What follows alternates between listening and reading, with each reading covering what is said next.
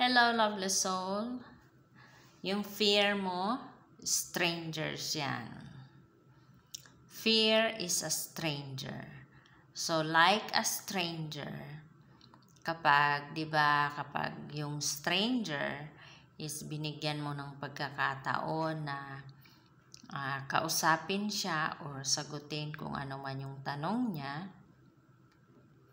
magtatanong yan. So, syempre, ikaw naman is magsasagot ka ng magsasagot.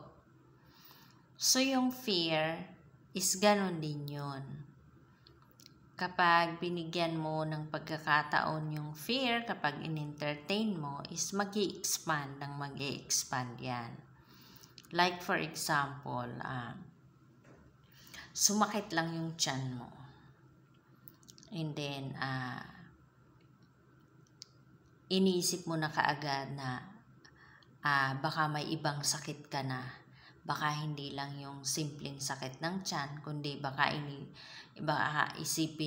iisipin mo na baka may sakit ka na sa bato, baka puputok na yung bato mo, or baka may cancer ka na sa bato. So, yung fear mo, ganun din. Kapag binigyan mo ng pagkakataon is mag-i-expand ng mag-i-expand yan. Ibig sabihin, yung fear mo is mag-i-expand yan to the extent na ang lahat ng iisipin mo, lahat ng pumapasok sa isip mo is yung mga negative na. So, kaya nasabi ko na yung fear is a strangers. Okay? Pero kapag yung fear na yan is napalitan mo ng pagmamahal,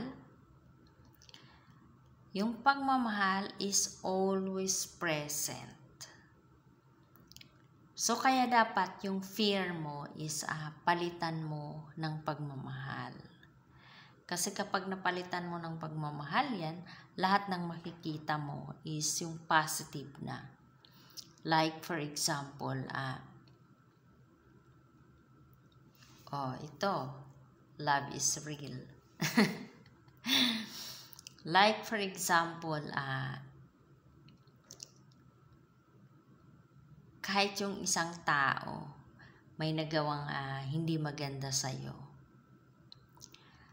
hindi na yun yung ang makikita mo sa kanya is hindi na yung ginawa niyang hindi maganda, kundi magkakaroon ka ng compassion, maaawa ka sa kanya dahil nagawa niya yun dahil sa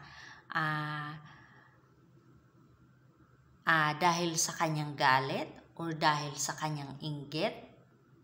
Okay? So, imbis na magalit ka dahil doon sa ginawa niya, pero dahil sa love na mayroon ka within you, ang nakita mo is nagkaroon ka ng compassion sa kanya, naawa ka sa kanya, nakita mo na kawawa naman siya kasi nagpapadala siya sa kanyang galit or sa kanyang inggit. Okay? So, yun po yung sinasabi ko na kapag yung fear mo is pinalitan mo ng pagmamahal, so, ang makikita mo na is mangingibabaw na yung pagmamahal. Kaya yun yung sinasabi ko na love is always present at yung fear is a strangers. Okay? So, kaya kung mayroon kang takot at na-identify mo na kung ano yung kinakatakutan mo, i-try mo sa sarili mo or make a decision na tanggalin mo na yung fear na yon, yung takot na yon. At kapag naalis mo na yung fear na yon is sikapin mo naman na pagmamahal, yung mangibabaw, pagmamahal yung maghari sa iyong pagkatao, sa iyong katauhan, para mangibabaw yung light na mayroon ka. Okay po, lovely soul? So, yun lamang po. Spread your light. Okay? And shine your light brightly. Okay po, lovely soul? So, yun lamang po. Thank you for watching. God bless and I love you.